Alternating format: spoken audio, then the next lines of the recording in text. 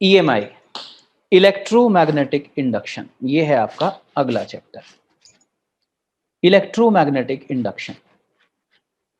शुरू करें बच्चों, इसमें सबसे पहली टर्म लिखिए मैग्नेटिक फ्लक्स। मैग्नेटिक फ्लक्स लिखिए जल्दी से। Number of magnetic field lines, number of magnetic field lines passing through any surface or area, passing through any surface or area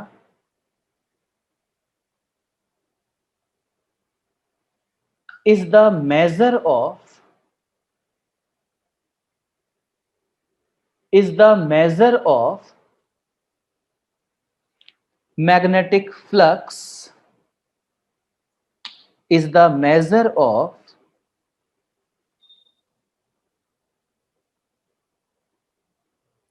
magnetic flux linked with that surface oblique area. Number of magnetic field lines passing through any surface oblique area is the measure of magnetic flux linked with that surface oblique area. Next line say mathematically it is the scalar product, mathematically it is the scalar product of magnetic field vector and area vector. Mathematically it is the scalar product of magnetic field vector and area vector. कैसे calculate करोगे? Magnetic field और area vector का dot product निकालोगे। तो बच्चों ये mathematical formula हो गया फ्लक्स का। यहाँ पे बी क्या है? मैग्नेटिक फील्ड, ए क्या है? एरिया। फाई किसको रिप्रेजेंट कर रहा है? फ्लक्स को। आप लोग जानते हो कि डॉट प्रोडक्ट क्या होता है, तो बी डॉट ए को लिख सकता हूं B A cos theta. B dot A को लिख दिया B A cos theta. Theta क्या है? Angle between magnetic field vector and area vector. Theta is the angle between magnetic field vector and area vector.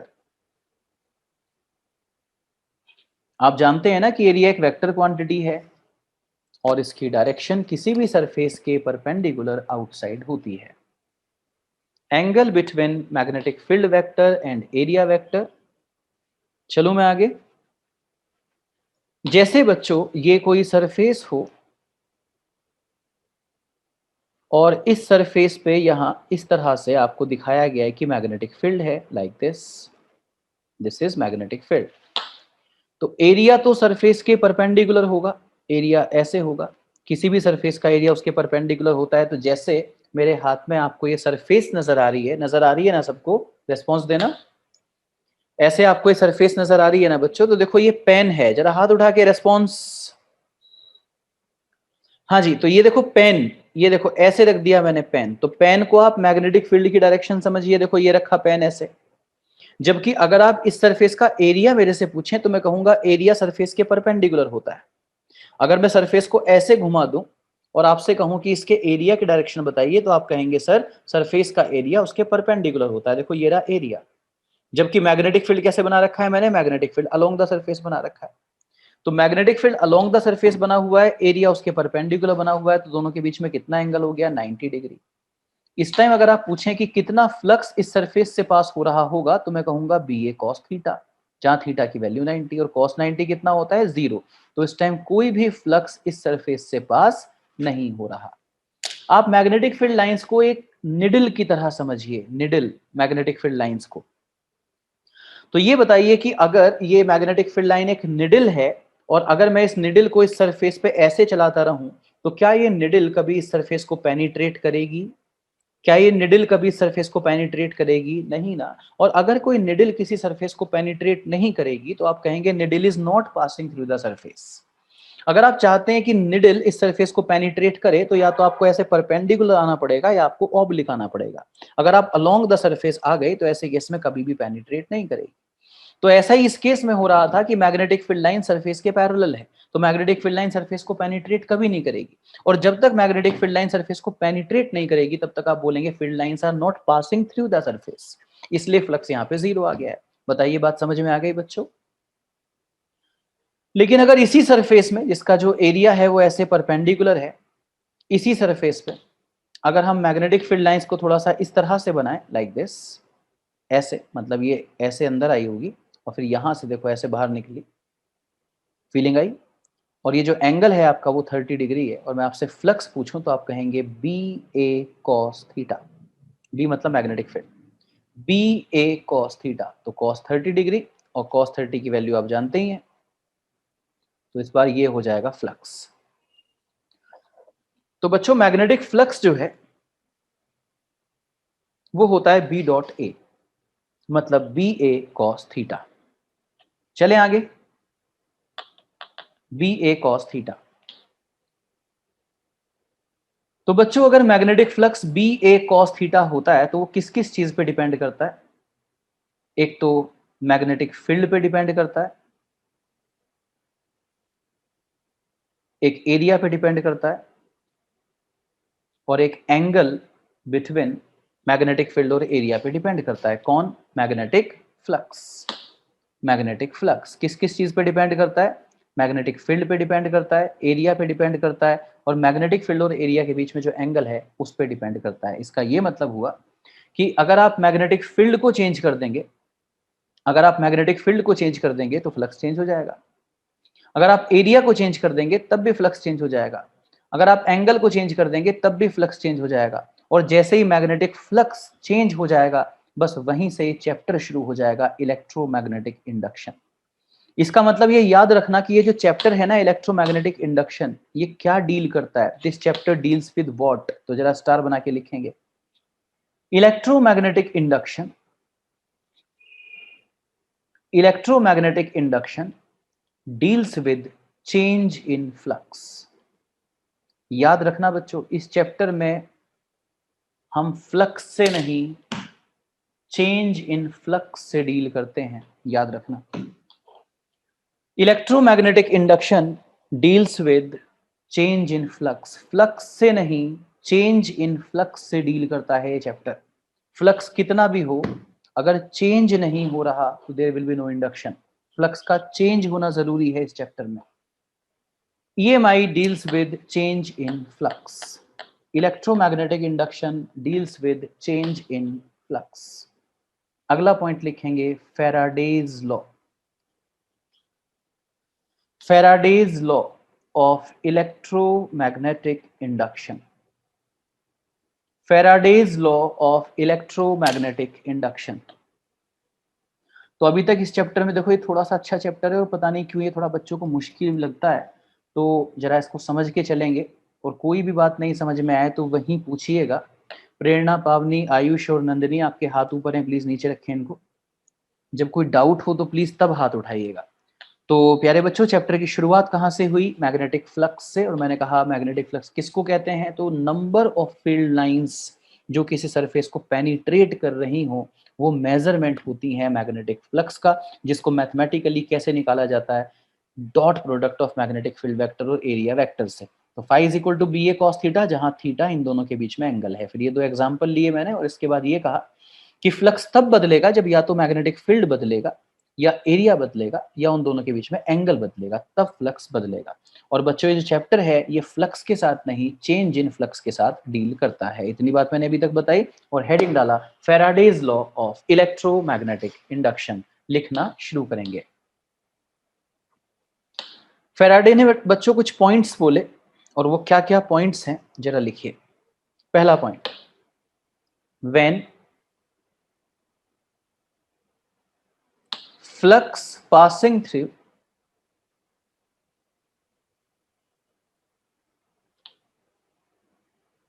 any arrangement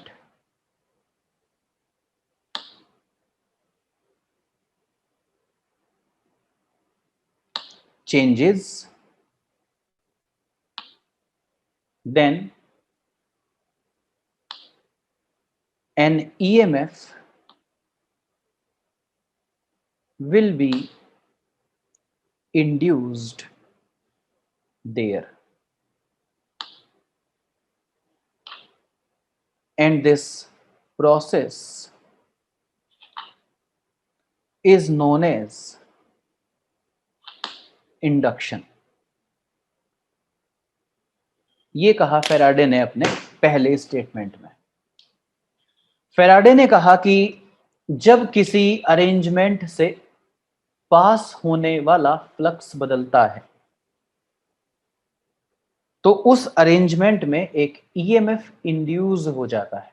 EMF याद है ना, current electricity में पढ़ाया था, electromotive force, EMF electromotive force, current electricity में पढ़ाया था।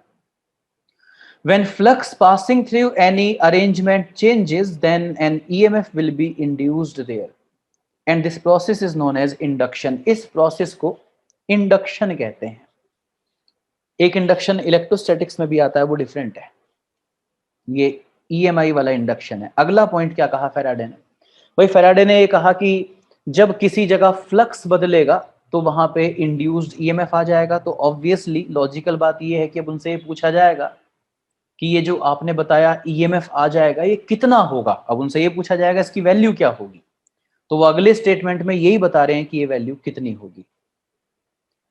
Rate of change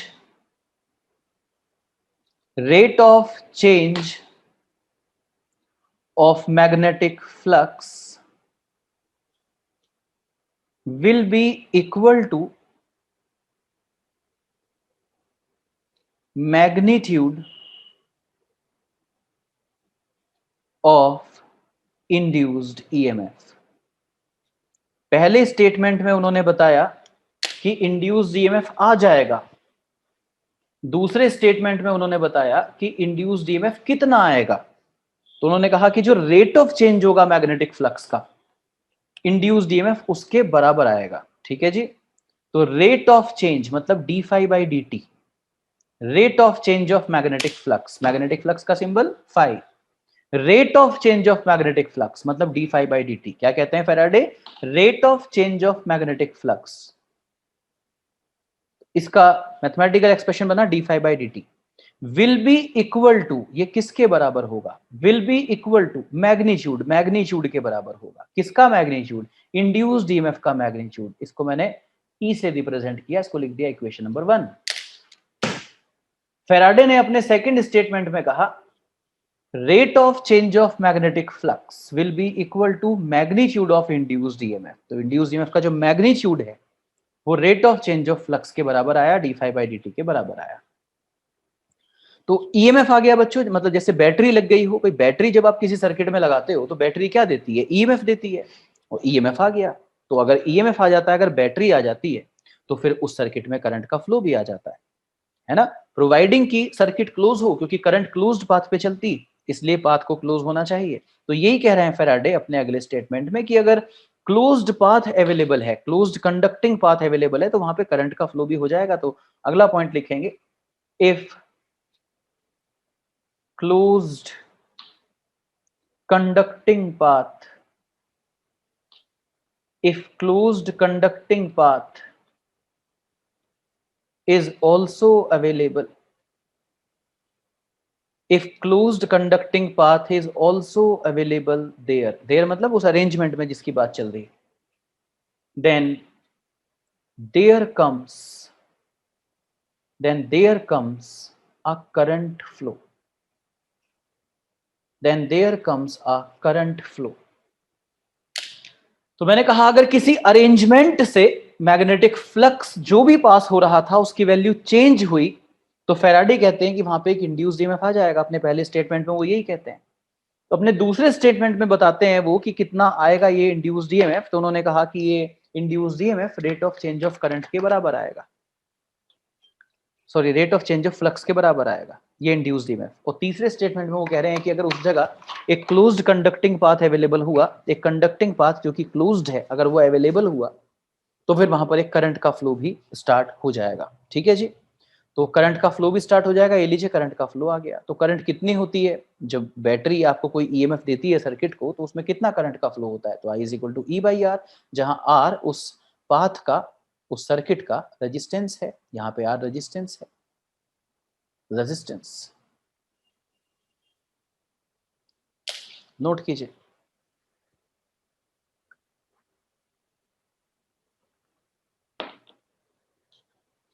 If closed conducting path is also available, then there comes a current flow, I is equal to E by R, and this current is known as induced current. This current is known as induced current.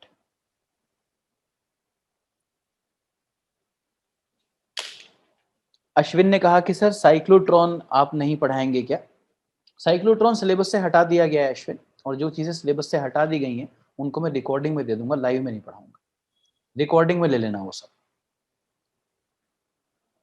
तो this current is known as induced current, इस current को induced current कहा जाएगा बच्चों।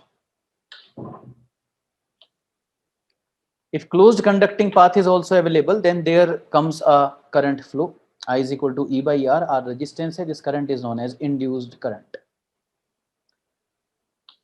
ठीक है जी।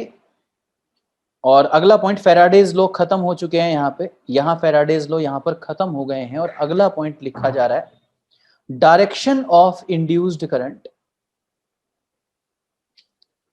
Direction of induced current is given by Lenz law. Direction of induced current is given by Lenz law। भाई current का मैग्नीट्यूड कितना होगा, मैंने कहा I is equal to E by R, लेकिन इस करंट की डायरेक्शन क्या होगी वो कैसे पता चलेगी, तो उसके लिए एक लॉ है आपके सिलेबस में जो कि है Lenz law। Direction of induced current is given by Lenz law। और क्या है ये Lenz law?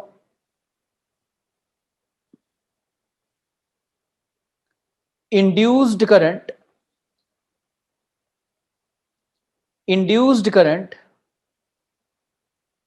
oppose the cause by which it is produced।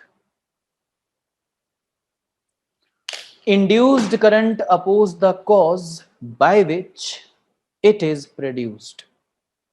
यहां पे दो सवाल बनते हैं कि इंड्यूस करंट की डायरेक्शन कौन सा लॉ बताता है, आप आंसर देंगे लेंज लॉ, और दूसरा कि लेंज लॉ होता क्या है, तो आप कहेंगे लेंज लॉ होता है induced current oppose the cause by which it is produced. अपने कॉज का ही अपोज करती है, जिस वजह से प्रोड्यूस हुई उस वजह का ही अपोज करती है। और वजह क्या है, क्या वजह है, क्यों आई इंड्यूस्ड करंट, अगर आप इसका पीछा करें तो इंड्यूस्ड करंट क्यों आई? इंड्यूस्ड करंट इसलिए आई क्योंकि इंड्यूस्ड ईएमएफ आया। हाथ उठा के रेस्पॉन्स दीजिए यस और नो, क्योंकि I is equal to E by R, I is equal to E by R ना, I is equal to E by R ना, अगर ई ही जीरो हो जाए तो आई जीरो नहीं हो जाएगा। तो इंड्यूस्ड करंट क्यों आई? इंड्यूस्ड करंट इसलिए आई क्योंकि इंड्यूस्ड ईएमएफ आया। इससे भी पीछे जाते हैं, इंड्यूस्ड ईएमएफ क्यों आया? इंड्यूस्ड ईएमएफ इसलिए आया क्योंकि फ्लक्स बदला था, यस और नो। इंड्यूस्ड ईएमएफ इसलिए आया क्योंकि फ्लक्स बदला था।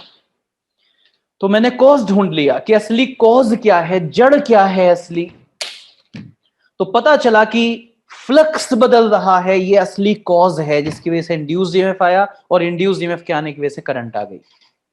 तो लेंज लॉ कहता है induced current oppose the cause by which it is produced. Induced current अपने ही कॉज का अपोज करती है, मतलब फ्लक्स के चेंज होने का अपोज करती है। इसीलिए मैं अगली लाइन से लिख रहा हूं कि as a conclusion of Faraday's law, as a conclusion of Faraday's law and Lenz law, as a conclusion of Faraday's law and Lenz law, अब एक सेकंड के लिए रोक दीजिए पेन अपना। फेराडेज लॉ क्या था कि इंड्यूस्ड ईएमएफ का magnitude d phi by D t होता है, ये फेराडेज लॉ था। इंड्यूस्ड ईएमएफ का magnitude d phi by D t होता है। लेकिन लेंज लॉ ने क्या कहा कि ये जो d phi by D t है ना, इसका अपोज किया जाएगा। लेंज लॉ कहता है अपोज द कॉज, तो इसलिए यहाँ पे माइनस और आ गया, और अब मैंने मोड नहीं लगाया, अब प्रॉपर कन्वेंशन के साथ आ गया। तो Faraday's law d phi by D t है, और लेंज लॉ ने कहा oppose the cause, oppose the cause, इसलिए लेंज लॉ और फेराडे लॉ को मिलाकर क्या इक्वेशन बन गई, E is equal to minus d phi by D t, जहां पे माइनस बता रहा है अपोज द कॉज, मतलब rate of change of flux का अपोज किया जाएगा, rate of change of flux का अपोज किया जाएगा, कुछ ऐसी डायरेक्शन में आएगी इंड्यूस्ड करंट। बताइए ठीक है। आइए एक बार वापस चलें, जितना चैप्टर अभी तक हुआ है काफी थ्योरी व्योरी हो गई, तो देखें हम कंफ्यूज तो नहीं हो गए। तो मैंने चैप्टर की शुरुआत कहां से की, इलेक्ट्रोमैग्नेटिक इंडक्शन की, मैंने मैग्नेटिक फ्लक्स से शुरुआत की।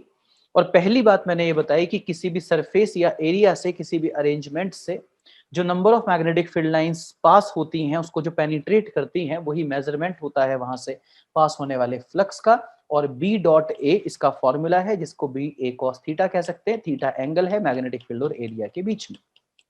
मैग्नेटिक फील्ड को चेंज कर दीजिए, एरिया को चेंज कर दीजिए, चाहे थीटा को चेंज कर दीजिए, इन तीनों में से कहीं भी अगर चेंज आएगा तो फाई में मतलब फ्लक्स में चेंज आ जाएगा।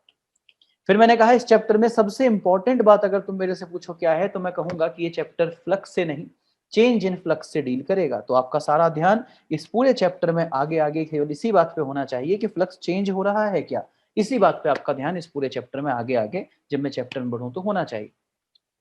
इसके बाद फेराडेज लॉ ऑफ ईएमआई आया, और फेराडेज लॉ ऑफ ईएमआई अगर हम एक सीक्वेंस में पढ़ें कि सीक्वेंस क्या थी, तो सबसे पहला स्टेप ये था फेराडेज लॉ ऑफ ईएमआई का। उन्होंने कहा था कि फ्लक्स के साथ, फ्लक्स चेंज के साथ डील करता है ये चैप्टर। तो क्या हो जाता है जब फ्लक्स बदलता है, पहला स्टेटमेंट इस पे कमेंट है कि फ्लक्स के बदलने से क्या हो जाता है। तो फेराडे अपने पहले स्टेटमेंट में कहते हैं कि फ्लक्स के बदलने से इंड्यूस्ड ईएमएफ आ जाता है। तो दूसरे स्टेटमेंट में ये कि इंड्यूस्ड ईएमएफ कितना आता है, तो वो कहते हैं कि इंड्यूस्ड ईएमएफ का जो मैग्नीट्यूड आता है वो d phi by D t के बराबर आता है, मतलब rate of change of flux के बराबर आता है। तीसरे स्टेटमेंट में वो ये कहते हैं कि भाई अगर वहां पे करंट का फ्लो आ जाएगा, अगर वहां पे क्लोज्ड पाथ भी अवेलेबल है, अगर वहां पे क्लोज्ड पाथ भी अवेलेबल है, तो फिर वहां पे करंट का फ्लो भी आ जाएगा। और करंट का फ्लो कितना होगा, ई बाई आर। इसके बाद करंट आ गई है, लेकिन जब करंट आ गई है तो फिर सवाल आएगा कि डायरेक्शन। तो फिर आगे ये कहा मैंने कि इंड्यूस्ड करंट की जो डायरेक्शन है, ये जो करंट आई इसको इंड्यूस करंट कहते हैं। इंड्यूस करंट की जो डायरेक्शन है वो लेंज लॉ से पता चलेगी। किससे पता चलेगी, लेंज लॉ से। तो लेंज लॉ क्या करता है, इंड्यूस करंट की डायरेक्शन देता है।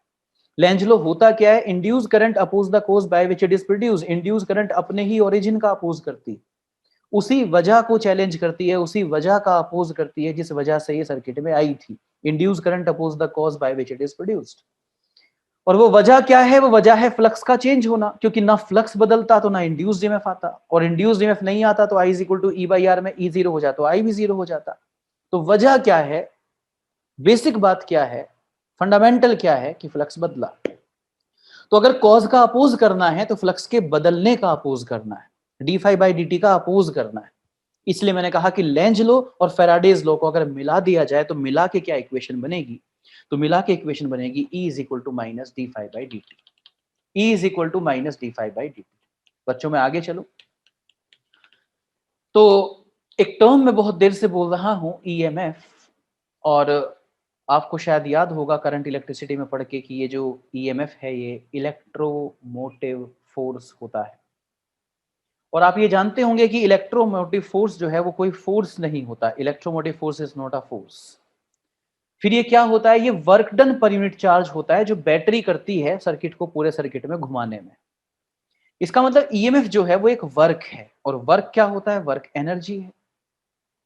इसका मतलब ये हुआ कि ईएमएफ क्या है, ईएमएफ एक एनर्जी है। ईएमएफ कोई फोर्स नहीं है, ईएमएफ एनर्जी है। तो लेंज लॉ क्या कहता है कि इंड्यूस्ड ईएमएफ को चैलेंज करेंगे, इंड्यूस्ड ईएमएफ को चैलेंज करेंगे, इंड्यूस्ड ईएमएफ का अपोज करेंगे, ये कहता है लेंज लॉ। और ईएमएफ मतलब एनर्जी, इसका मतलब लेंज लॉ ये कहता है कि इंड्यूस्ड एनर्जी का अपोज करेंगे। इंड्यूस्ड एनर्जी का अपोज करेंगे, मतलब एनर्जी को इंड्यूस नहीं होने देंगे, एनर्जी को इंड्यूस नहीं होने देंगे, मतलब ओवरऑल एनर्जी जितनी है उतनी ही बना के रखेंगे, उसको इंड्यूस नहीं होने देंगे। इसका मतलब लेंज लो एक तरह से ये कह रहा है कि हम टोटल एनर्जी को कंजर्व रखेंगे, हम टोटल एनर्जी को कंजर्व रखेंगे, सेम बना के रखेंगे, बिल्कुल भी इंड्यूस नहीं होने देंगे। इसलिए यहां पे सवाल ये बनाता है एग्जामिनर कि बच्चों लेंज लॉ किस प्रिंसिपल पर बेस्ड है, लेंज लॉ किस प्रिंसिपल पर बेस्ड है, तो हम क्या आंसर करेंगे, लेंज लॉ एनर्जी कंजर्वेशन पर बेस्ड है। नोट करेंगे सभी लोग अगला सेंटेंस, अगला सेंटेंस नोट करेंगे, Lenz law is based upon, Lenz law is based upon energy conservation, Lenz law is based upon energy conservation. किस पर बेस्ड है लेंज लॉ, एनर्जी कंजर्वेशन पे बेस्ड है Lenz law. Lenz law is based upon energy conservation. Note हो गया? किसी बच्चे को कोई डाउट हो तो हाथ उठा के पूछो। जितना मैंने अभी तक ईएमआई चैप्टर पढ़ाया है अभी तक, कोई डाउट हो तो हाथ उठा के पूछो, अदरवाइज मेरी अगली अनाउंसमेंट सुन लो। बच्चों करंट इलेक्ट्रिसिटी के कितने टेस्ट हो चुके हैं, जल्दी से कमेंट बॉक्स में बताइए। करंट इलेक्ट्रिसिटी के कितने टेस्ट हो चुके हैं? हाँ जी, जो सिलेबस से रिमूव्ड है वो हर जगह से रिमूव्ड है अश्विन, लेकिन फिर भी मैंने कहा कि कोई भी चीज ऐसी है जो हाल फिलहाल में रिमूव हुई है तो मैं उसको रिकॉर्डिंग में जरूर दे दूंगा। हाँ जी बिल्कुल, 6 टेस्ट हुए हैं करंट इलेक्ट्रिसिटी के, टोटल 6 टेस्ट हुए हैं। सब लोगों ने दे दिए ना वो। मैग्नेटिक इफेक्ट ऑफ करंट के टेस्ट स्टार्ट हो रहे हैं आपके, मैग्नेटिक इफेक्ट ऑफ करंट, जिसको मूविंग चार्ज एंड मैग्नेटिज्म भी बोला जाता है। मैग्नेटिक इफेक्ट ऑफ करंट या मूविंग चार्ज एंड मैग्नेटिज्म, इस टॉपिक के टेस्ट आपके स्टार्ट हो रहे हैं, ठीक है। और इस टॉपिक के मैं कम से कम कितने टेस्ट लेने वाला हूं, इस टॉपिक के मैं कम से कम 12 टेस्ट लेने वाला हूं, 12 test, 1 test per day, 1 test per day, रोज एक टेस्ट होगा। आज क्या दिन है, मंडे, कब से स्टार्ट करेंगे, फ्राइडे से, फ्राइडे से स्टार्ट करेंगे, फ्राइडे से। और रेगुलर पूरे 12 टेस्ट होंगे इसके, लगातार 12 टेस्ट फ्राइडे से स्टार्ट होंगे, ओके। हाँ, तो चाहे किसी के स्कूल में पेपर चल रहे हों, चाहे टेस्ट चल रहे हों, कुछ भी हो रहा हो, ये चैप्टर तो हर किसी के पेपर में आ ही रहा होगा, तो इसलिए मुझे ऐसा कोई एक्सक्यूज चाहिए नहीं कि ये आप दे सकते हैं या नहीं, आपको देना ही है। तो ये 12 टेस्ट जो है आपके, एक दिन मतलब रोज एक दिन एक टेस्ट होगा आपका, और अप्रोक्सीमेटली 2 वीक्स में चैप्टर का एक एक सवाल जो भी इस पे आज तक बने हैं या बन सकते हैं वो सवाल आपसे पूछ लिया जाएगा। और उसके बाद इसी तरह से आपका मैग्नेटिज्म एंड मैटर का टेस्ट शुरू हो जाएगा। टेस्ट का क्या पैटर्न होगा, बिल्कुल ऑब्जेक्टिव ही होगा, वैसे ही होगा जैसे कि आपने करंट इलेक्ट्रिसिटी के 6 टेस्ट दिए हैं, वैसे ही ऑब्जेक्टिव पैटर्न पे ये टेस्ट होगा। थैंक यू सो मच बच्चों, मैं आपसे कल मिलता हूँ और ईएमआई चैप्टर यहाँ से आगे पढ़ाता हूँ।